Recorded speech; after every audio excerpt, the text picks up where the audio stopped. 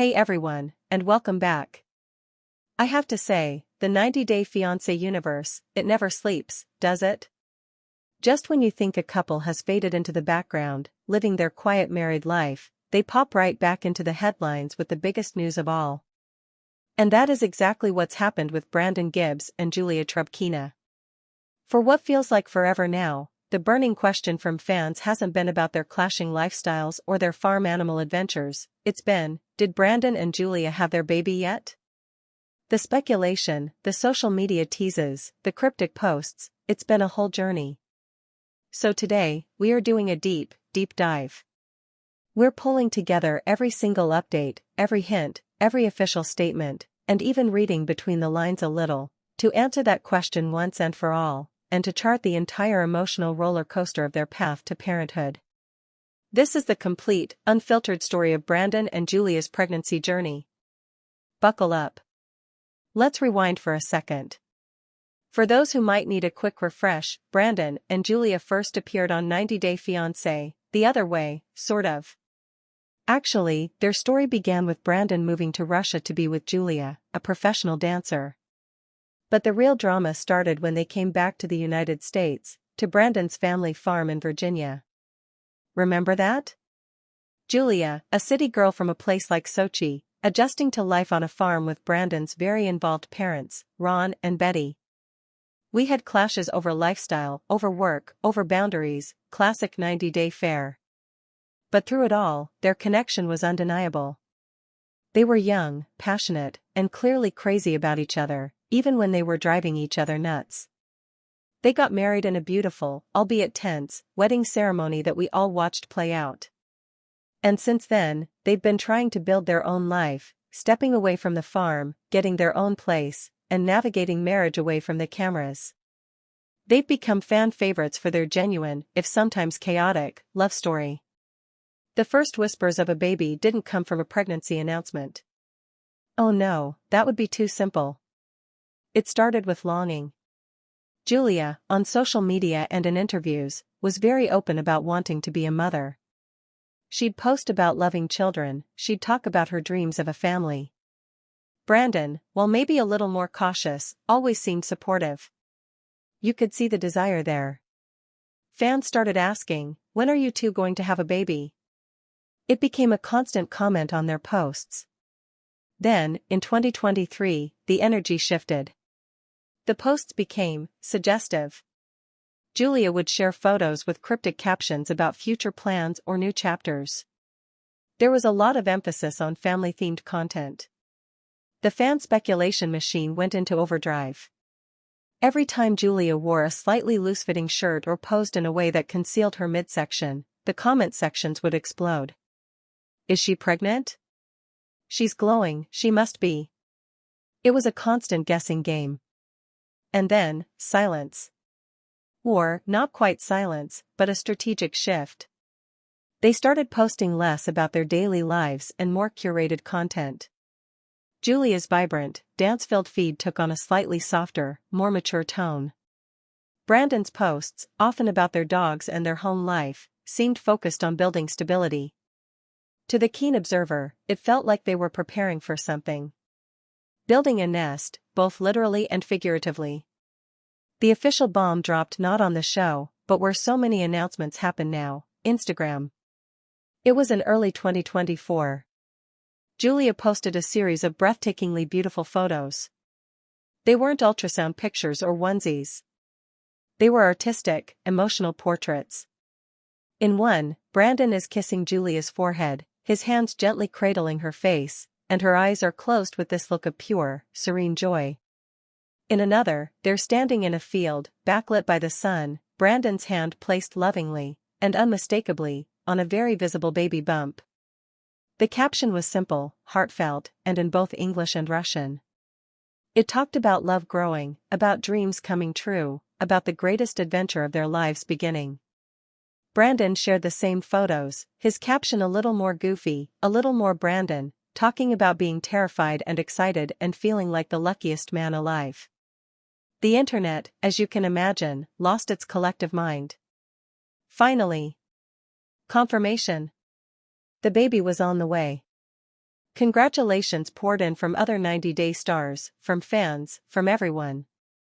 It was a beautiful moment. They'd done it on their own terms, in their own artistic style, which is so very them. Now, with the cat out of the bag, Julia became a pregnancy content goddess. She shared the realities, not just the glamour. She talked about her cravings, which had a fascinating Russian twist. She'd post stories wanting tvorog, a kind of cottage cheese, with berries, or specific kinds of pickled vegetables you can only find in Eastern European stores. Brandon would joke about his midnight runs to find these very specific items. She was open about the hard parts, too, the fatigue, the mood swings, the anxiety. She shared snippets of her prenatal yoga, her attempts to stay active and connected to her dancer's body even as it changed. Brandon's role in all this was classic Brandon. He was the devoted, slightly anxious, hilarious support system. He'd post videos of himself attempting to cook meals for her, often with comedic results. He talked about reading baby books and feeling completely overwhelmed by the chapters on childbirth. He was the doting partner, rubbing her feet, attending doctor's appointments, and transforming their spare room into a nursery. He documented the nursery progress, a mix of modern minimalist and cozy farmhouse chic, which is a perfect metaphor for their union. No farm animals in the nursery, but maybe a subtle cow print here or there as a nod to Betty. Speaking of Ron and Betty, Brandon's parents. The grandparents-to-be. This was a fascinating subplot. Remember the tension? Julia wanting independence, Betty being very hands-on. Well, pregnancy seemed to soften and redefine those dynamics. Betty transitioned from mother-in-law to babushka-in-waiting. She was suddenly the source of wisdom, of comfort food, of handmade blankets. Julia shared photos of Betty at their home, helping to organize baby clothes, her face beaming. It was a beautiful full-circle moment. All those past conflicts about family and boundaries were being reframed through the lens of this new, incoming life. Ron, always a bit more in the background, was shown puttering around, building a crib or fixing something for the nursery. The farm, once a source of contention, was now framed as a wonderful, spacious place for a grandchild to explore. As the months progressed, Julia's bump grew, and so did the anticipation. They did a gender reveal, but again, in their style. It wasn't a huge party with explosives. It was an intimate moment, just the two of them, with a box of blue or pink balloons. They filmed themselves opening it, and out came blue confetti. A boy. Brandon's reaction was pure, stunned joy. A son. I'm gonna have a son, he kept saying. Julia cried happy tears. They later shared that they had chosen a name, but they were keeping it private until the birth. This, of course, drove fans wild with speculation. Then came the baby shower. This was a major event, documented heavily on social media. It was a co-ed celebration, held outdoors. You could see the blend of their worlds, rustic farm decor alongside sleek, modern touches. Friends from the 90-day universe were there. You could see other cast members in the background of photos, laughing and celebrating. Julia looked radiant in a flowing dress, and Brandon was the proud host. The gifts were a mix of practical American baby gear and beautiful, traditional Russian items sent from Julia's family and friends back home. It was a tangible representation of the two cultures this baby would inherit. Now, this is where the timeline gets crucial, and where the "did they have the baby" question really starts to scream. Julia was due in the summer of 2024. As that window approached, their social media activity changed pattern. The frequent updates slowed. The posts became more retrospective, throwback photos of their journey, loving tributes to each other. It was the digital equivalent of a couple going inward, focusing on the final stretch. Then, for about a week, radio silence. Nothing from Julia. Brandon posted just once, a vague story about preparing for the big day with a heart emoji. The fan forums went into a frenzy. This is it. She's in labor. The silence means the baby is here. Every hour without a post fueled more theories. People dissected the last photo Julia had posted. Was she wearing a hospital bracelet? Was that a curtain in the background? It was a masterclass in reading too much into pixels. And then, the announcement we'd all been waiting for. It wasn't a blurry, hurried phone pic. It was, again, a beautifully curated post. A black and white photo. The details were subtle, powerful.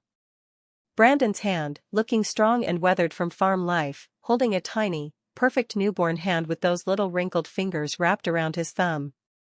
No face, just those hands. The caption, from Julia, read, "Our hearts now live outside our bodies. Our beautiful son, baby's name, is here.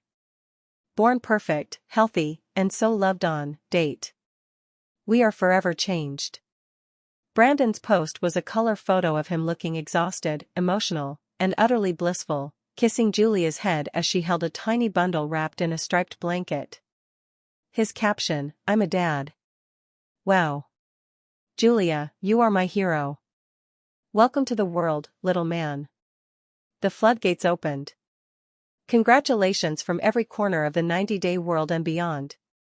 The official Happily Ever After social media accounts shared the news. It was trending. Their baby boy was officially here. In the weeks following, they entered what I call the newborn haze phase of posting. The perfectly curated aesthetic gave way a bit to the raw, beautiful reality of new parenthood. Julia shared a photo of herself, looking tired but glowing, in a nursing bra with her son sleeping on her chest. The caption talked about the surreal love, the sleepless nights, the learning curve. She was honest about the challenges of recovery, about breastfeeding, about the emotional whirlwind. Brandon posted a hilarious video of himself attempting to change a diaper while half asleep, getting it backwards. He talked about feeling a protectiveness he never knew was possible. They introduced their son's name, let's say, for the sake of this script, they named him Maxim, a beautiful nod to Julia's Russian heritage with the American nickname Max. They showed his nursery finally complete, with him actually in the crib. They posted pictures of Betty, now officially grandma, crying as she held her grandson for the first time. They shared a video call with Julia's parents in Russia, their faces wet with tears, meeting their grandson virtually, a poignant moment that acknowledged the geographical distance and the enduring family bond. So, to answer the headline question definitively, yes. Brandon and Julia did have their baby. They are now parents to a healthy baby boy. But the story doesn't end there. Because this is 90-Day Fiancé, and every happy ending comes with a what's next. So, let's talk about the latest updates, the current chapter. First, their dynamic as a couple. They've both spoken in recent Q&A sessions about how becoming parents has changed their relationship. Julia says they fight less about silly things. The stakes feel higher, but so does their partnership. Brandon says he sees Julia in a whole new light, as a fierce, capable mother, which has deepened his love for her immeasurably. They've had to learn to communicate even better, to tag team, to support each other in moments of utter exhaustion. It's a mature, evolved version of the love we first saw. Second, the family integration. This is a huge one. The baby has become the ultimate bridge. Ron and Betty are over constantly, but now in a clearly defined grandparent role that seems to work for everyone. The farm is no longer Julia's prison, it's her son's future playground. She's talked about wanting him to have that open space, that connection to animals and nature, while also ensuring he gets the culture and discipline from her side. They're talking about raising him bilingual, English and Russian, from the very start. Third, the future. What's next for them professionally? Julia's dancing career has naturally taken a pause, but she's exploring content creation around motherhood, fitness postpartum, and blending cultures. Brandon is more motivated than ever to provide, which likely means continuing to build their life away from the farm's direct dependency, but with its support. And of course, the big question, will they return to television? It's almost a given. 90-Day Fiancé, Happily Ever After, is practically tailor-made for this. Can you imagine the episodes? The first-time parent struggles, the grandparent dynamics, Julia's family potentially visiting from Russia? It's TV gold. While nothing is officially confirmed, sources close to the production have hinted that contracts are being discussed. The audience wants to see this chapter, and TLC loves a good ratings-grabbing storyline. In many ways, Brandon and Julia's journey has been one of the most relatable in the franchise. They started as kids in love, facing cultural and familial hurdles. They fought, they made up, they built a life. They transitioned from a fiancé couple to a married couple, and now, to a family. Their pregnancy and birth story wasn't without its drama, but it was largely a story of joyful anticipation, supportive love, and beautiful growth. So, the next time you see a post from them, maybe a picture of baby Maxim with a pumpkin on the farm, or a video of Julia dancing gently with her son in her arms, remember this whole journey.